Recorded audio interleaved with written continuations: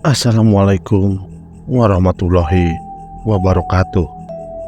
Salam sejahtera bagi kita semua. Om Swastiastu, Namo Buddhaya, dan salam kebajikan.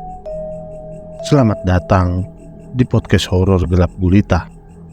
Malam ini kita akan menyusuri kisah yang mampu membuat bulu kudukmu berdiri dan jantungmu berdebar tak karuan. Judul kita kali ini adalah Tumbal Persembahan, karya Restu Wiratmaja. Bagi yang ingin baca langsung ceritanya, saya lampirkan linknya di kolom deskripsi ya. Oke, langsung saja tanpa berlama-lama, pasang headset kalian, tutup pintu, matikan lampu, dan mari kita mulai.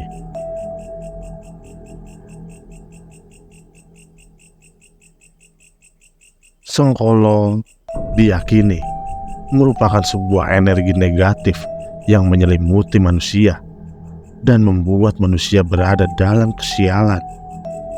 Orang-orang yang terlahir di weton Sengkolo sering terlibat dengan hal-hal yang tak masuk akal.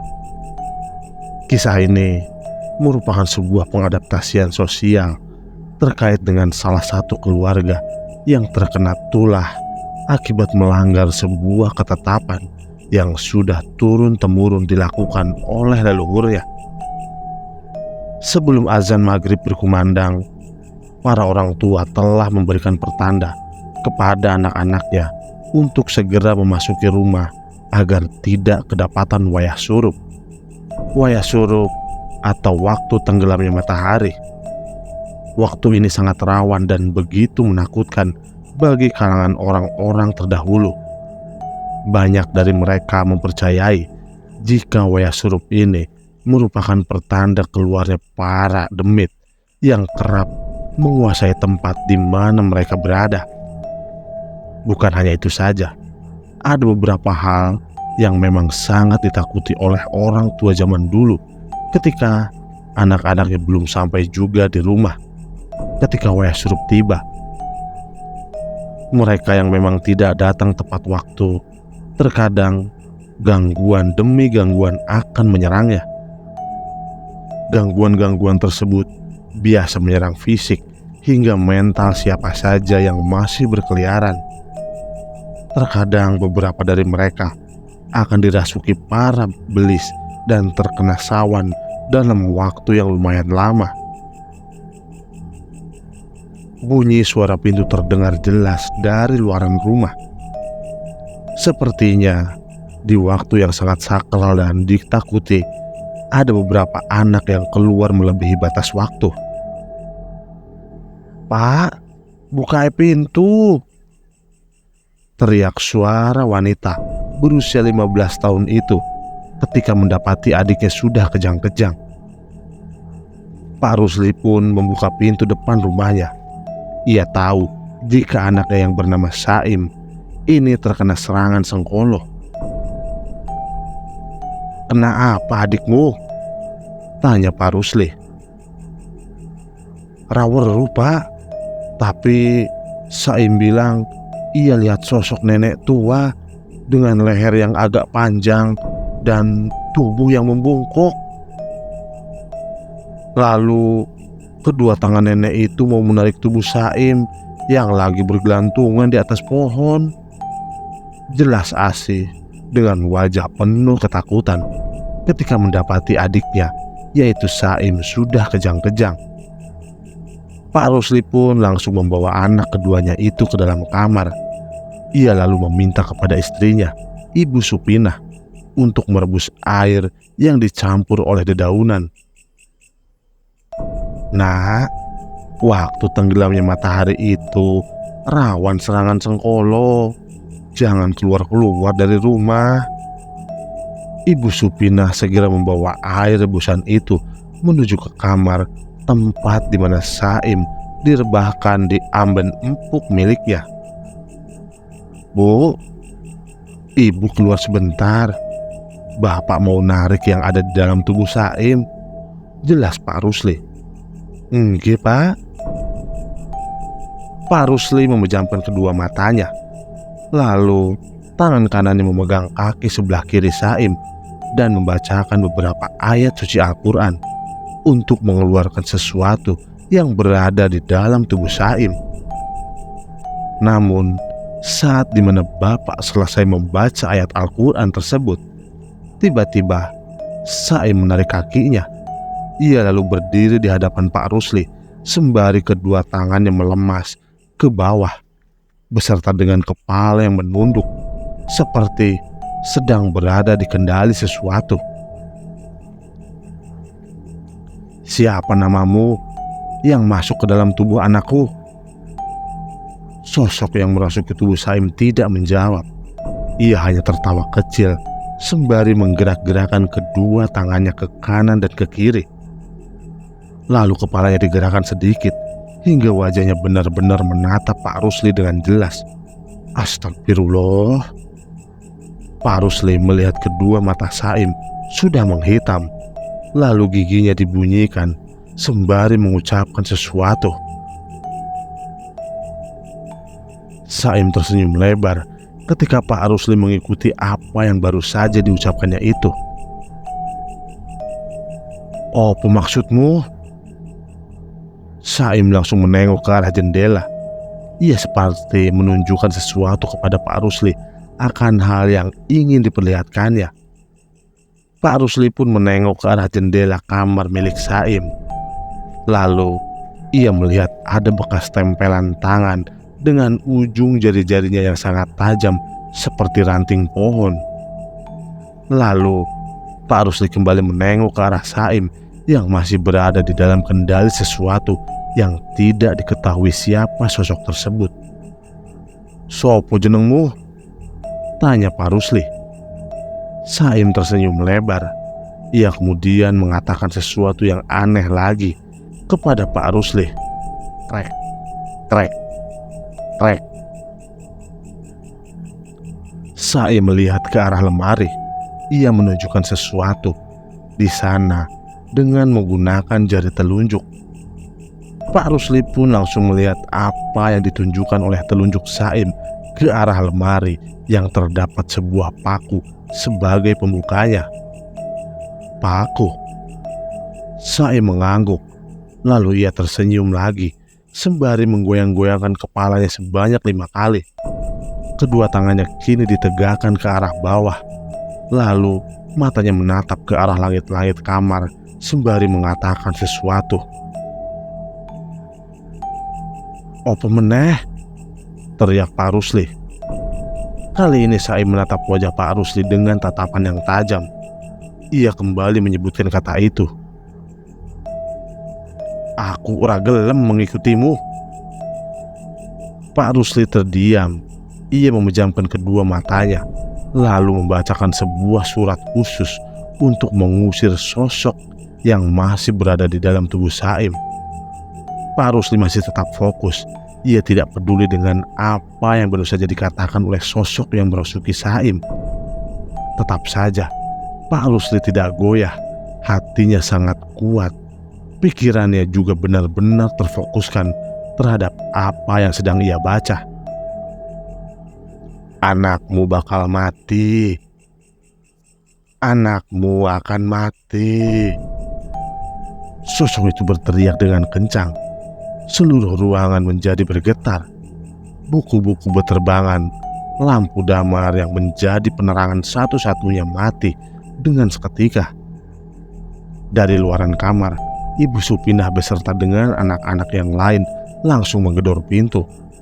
Mereka mengkhawatirkan keselamatan sang ayah ketika mendapati teriakan mengerikan dari mulut Saim yang notabene masih terbilang cukup dini untuk mengatakan hal mengerikan itu. "Pak, buka pintunya!" teriak Ibu Supinah. "Pak, Bapak, buka pintunya!" teriak juga anak-anak lainnya yang meminta kepada Pak Rusli untuk membukakan pintu kamar Saim. Namun, Pak Rusli tetap bersikukuh untuk tidak membukakan pintu kamar agar mereka semua yang berada di luaran tidak ikut campur dalam urusannya. Tiba-tiba, tubuh Saim ambruk di kasur. ia tidak sadarkan diri. Bersamaan dengan itu, semuanya usai. Pak Rusli segera mengusapi tubuh Saim dengan menggunakan air hangat untuk menghilangkan sisa-sisa energi jahat yang masih tertimbun di dalam tubuhnya. Pak Rusli membuka pintu kamar. Pandangannya langsung tertuju kepada istri dan juga anak-anaknya yang sudah sangat khawatir akan keadaan Pak Rusli. "Bagaimana, Pak? Siapa yang masuk ke dalam tubuh Saim?" tanya Ibu Supinah. "Yang masuk," ucap Pak Rusli yang menghentikan kalimat setelahnya ketika melihat ada seorang wanita menggunakan kebaya loreng yang sedang berdiri di dekat dapur. "Sengkolo," ucap Pak Rusli. Pak Rusli perlahan berjalan ke arah dapur. Tangan Ibu Supinah menggapai pundak Pak Rusli. Namun Pak Rusli segera melepaskan tangan Ibu Supinah untuk menuju ke dapur dan mengejar sosok wanita berkebaya loreng tersebut.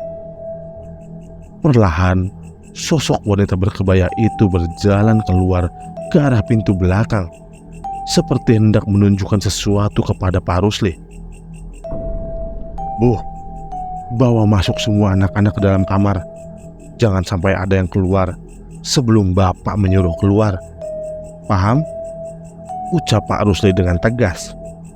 "Bapak mau kemana?" tanya Ibu Supinah. "Bapak mau ngejar sosok yang masuk ke dalam tubuh Saim. Ia baru saja menampakkan diri di dekat dapur," jelas Pak Rusli. Langkah Pak Rusli pun langsung tertuju ke arah dapur. Jalannya sedikit terburu-buru agar sosok itu tidak menghilang begitu saja. Tepat saat dimana Pak Rusli berada di dapur, ia melihat dengan jelas sosok wanita menggunakan kebaya loreng sedang berdiri di antara pepohonan pisang. "Siapa namamu? Apa keinginanmu ke keluargaku?" Wanita berkebaya itu hanya tersenyum. Ia kemudian melangkah meninggalkan Pak Rusli sembari menyanyikan kidung Jawa yang menandakan lelayu atau berita kematian.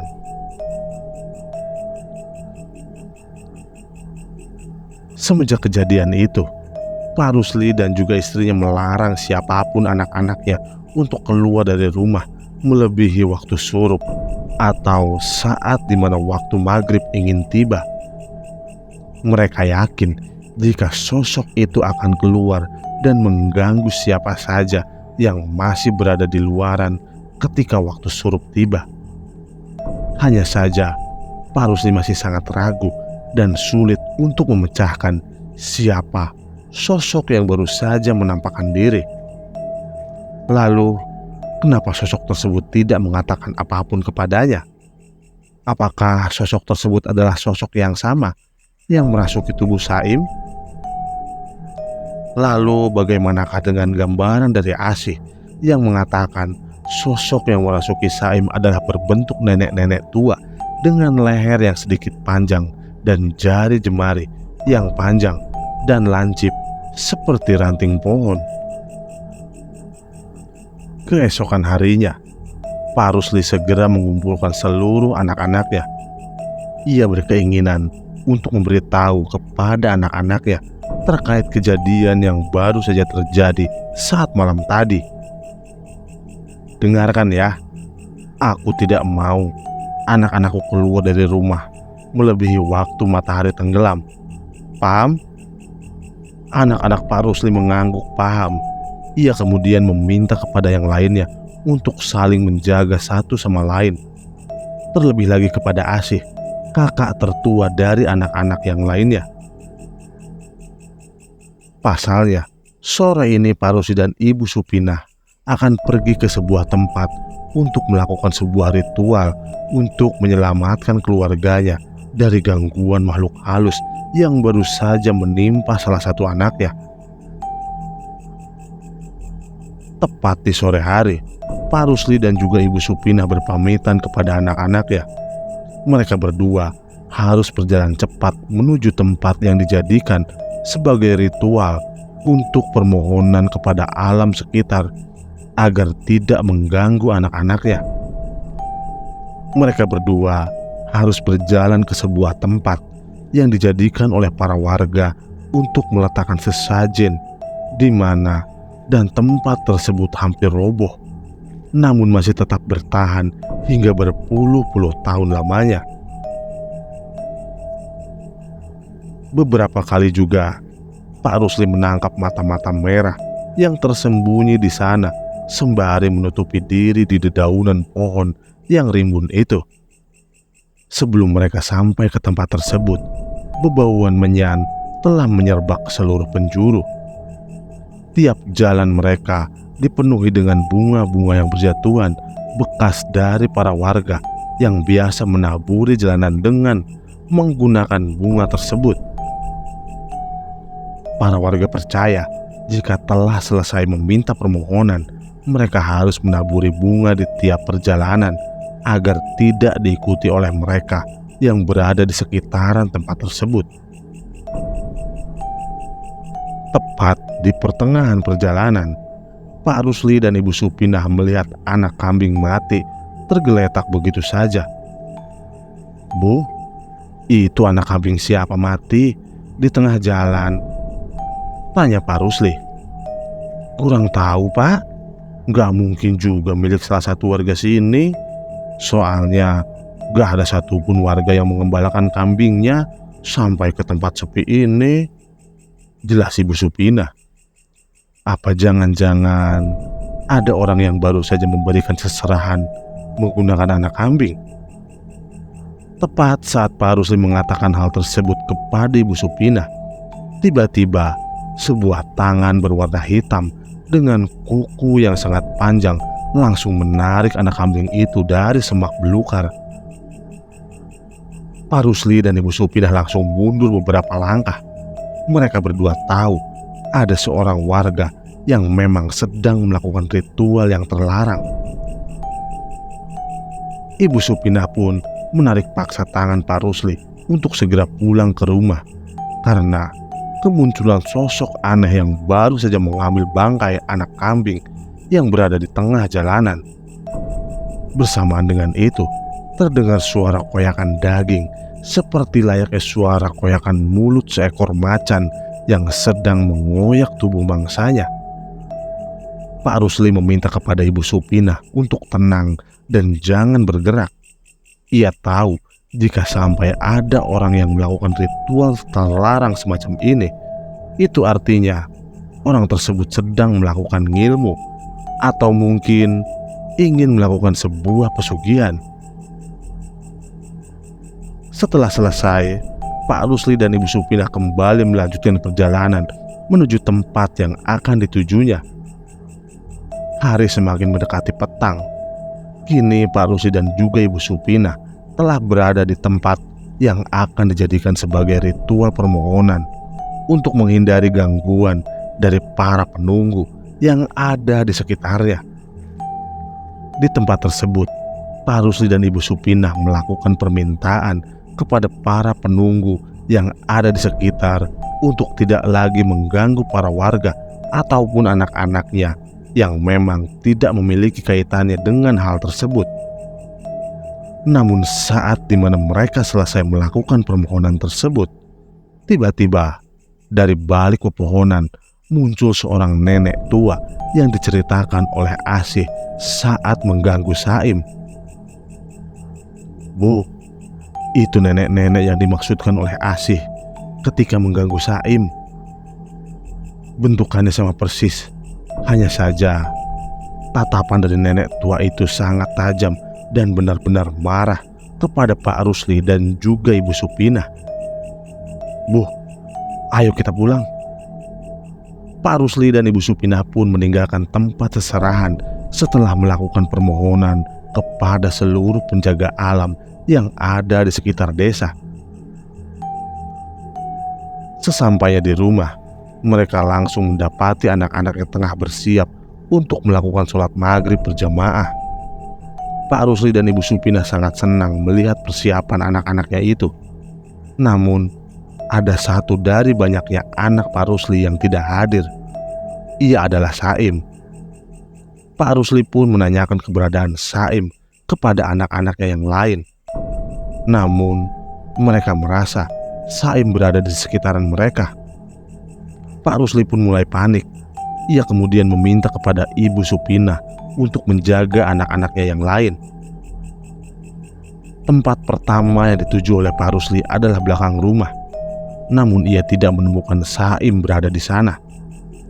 Lalu ia mencari ke tempat yang lain yang berada di sekitaran rumahnya. Namun keberadaan Saim sendiri masih belum ditemukan. Azan maghrib berkumandang. Suara kentongan mulai terdengar ke seluruh penjuru desa. Pak Rusli masih mencari Saim yang kemungkinan besar dibawa oleh sosok yang sama. Dan pikiran Pak Rusli kali ini tertuju kepada tempat seserahan, tempat di mana dirinya dan juga Ibu Supina meminta permohonan. Namun di tengah perjalanan, Pak Rusli dihadang oleh nenek tua yang baru saja ditemuinya di tempat seserahan. "Mbah, disembunyikan di mana anakku?" tanya Pak Rusli dengan nada sedih. Nenek tua itu pun menunjukkan ke arah dengan menggunakan jari telunjuk. Dan benar saja, tempatnya persis berada di dekat tempat seserahan. Pak Rusli pun tidak sabar untuk menuju ke sana. Ia menerobos rasa takutnya untuk bisa menyelamatkan Saim. Suara ringikan tawa yang terdengar di sekitaran membuat bulu kuduk Pak Rusli merinding seketika. Saat di tengah perjalanan, Pak Rusli mendengar suara lompatan yang berada persis dari hadapannya. Pak Rusli berhenti sejenak. Lalu, tidak lama kemudian, melompatlah sosok pocong dengan kain kafan berwarna hitam legam. Sosok pocong itu terdiam sejenak. Lalu, pandangannya mengarah ke Pak Rusli. Astagfirullah. Sorot matanya yang mengerikan hingga baunya yang membusuk membuat Pak Rusli pun menutup kedua matanya sembari membaca bacaan istighfar dan lain sebagainya. Setelah usai, Pak Rusli kembali melanjutkan perjalanannya. Ia kembali mendapatkan gangguan aneh saat dirinya hampir sampai menuju ke tempat seserahan yang dimaksud. Dari belakang tubuh Pak Rusli ada sesuatu yang menyentuh pundaknya. Lalu ia mendengar suara tangisan anak kecil yang tengah berada tepat di belakangnya. Pak Rusli pun tidak berani menghadapkan pandangannya ke arah belakang, karena ia tahu akan sebuah pantangan ini. Pantangan yang sering kali terdengar di orang-orang terdahulu akan sosok yang menepuk pundak di malam hari, beserta suara tangisan anak kecil. Allahu Akbar.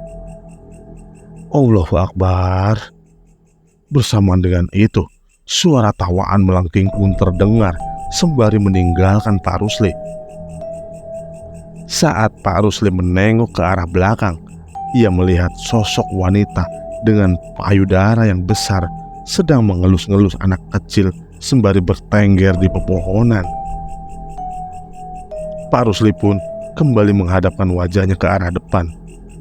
Kini panggonan ambruk sudah berada di hadapannya.